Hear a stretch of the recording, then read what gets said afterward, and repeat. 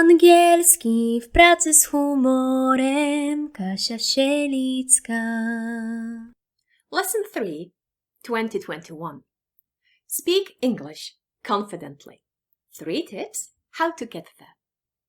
When I talk to my students-to-be, their main concern is how to speak English spontaneously, with ease, and confidently. Let's go back to the vocabulary. Students-to-be, przyszli uczniowie, students-to-be, concern, troska, zmartwienie, concern, and confidently, z pewnością siebie. So, when I talk to my students-to-be, their most frequent concern is how to speak English spontaneously, easily, and confidently. And due to the old-fashioned methods, due to the old-fashioned methods of learning and teaching that we have in the Polish education system, most Poles still feel self-conscious when speaking English. Now be careful, self-conscious, this is zawstydzony, zażenowany, self-conscious. It's not pewny siebie, it's pewny siebie, that's self-confident, that's different. So, most Poles feel self-conscious when speaking English. Luckily, there are a few simple tips, wskazówki. There are a few simple tips that you can use to help you speak with more ease and confidence and joy. Joy, radość, joy. They come from the psychology of learning, from brain science and stuff like that. So let me share with you what I have learned in my studies and in my professional experience. Let's get started. Tip number 1. Have fun learning.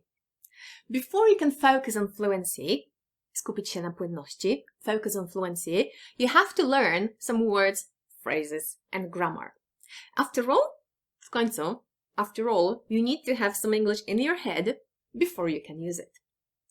Traditional learning and teaching methods are dreadfully boring. Dreadfully boring, okropnie nudne. Dreadfully boring. You sit over that stupid textbook, podręcznik, textbook. You read about some stupid merger of some companies you've never heard of. Merger, fuzja, a merger. You learn some 10 phrasal verbs which you're never gonna use.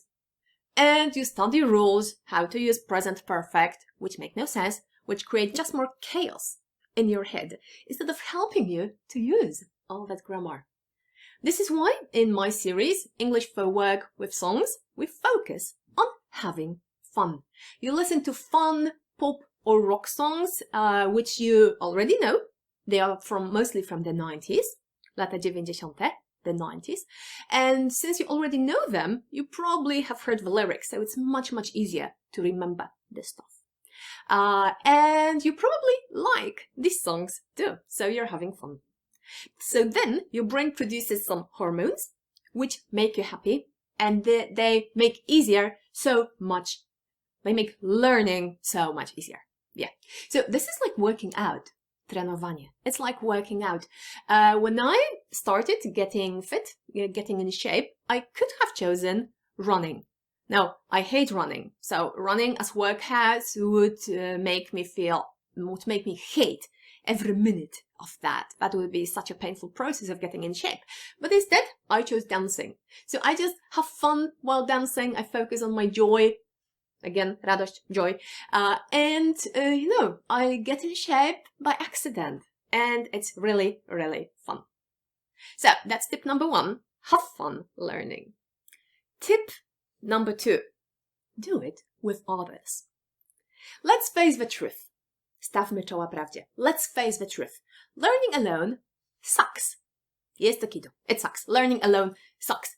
You either need a one-on-one teacher to motivate you and guide you, prowadzić, to motivate you and guide you, or you need a good teacher plus a group of fun people. And when you see others learn with you, it's easier to pull yourself together, zebrać się do kupy, pull yourself together, actually come to the class and not fall asleep in the middle. In my English for Work with Songs classes, there is a fun group. You meet a lot of enthusiastic people, and this enthusiasm is contagious. Zaraźliwe. This enthusiasm is contagious. Even though your camera can be switched off, you can still see lots of fun on the written chat. So it works.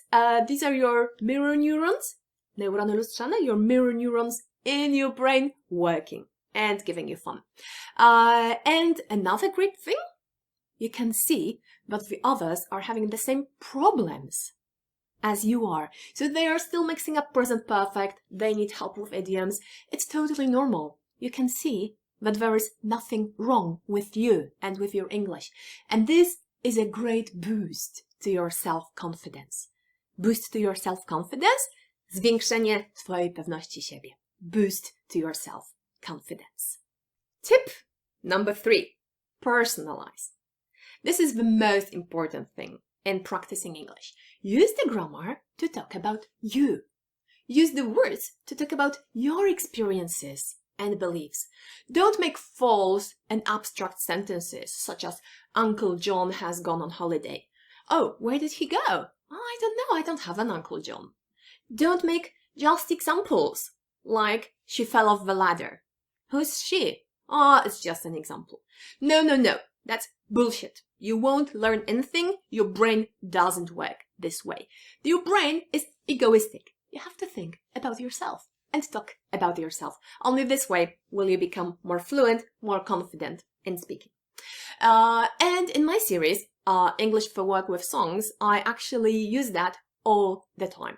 We personalize everything. So from each song, we learn a bunch of words and phrases, a bunch of words and phrases, and we immediately use them to talk about you and your job. We have a look at one grammar structure and we personalize it. You use it to talk about your professional life. If you're feeling a bit shy, you can just use the written chat. That's totally okay. If you're feeling more courageous and outgoing, you can actually switch on your microphone and practice in speaking. There is lots of time for practice and personalization in these classes. So, if you remember these 3 tips, have fun, do it with others, and personalize, learning will be much easier and faster, and you will quickly become much more fluent and confident in speaking English. And if you want to see how it works in practice, if you want to try and learn how to do that, do come to the next class, Angielski w pracy z piosenką. English for Work with Songs. It's coming up soon. You can see the sign-up link in the description.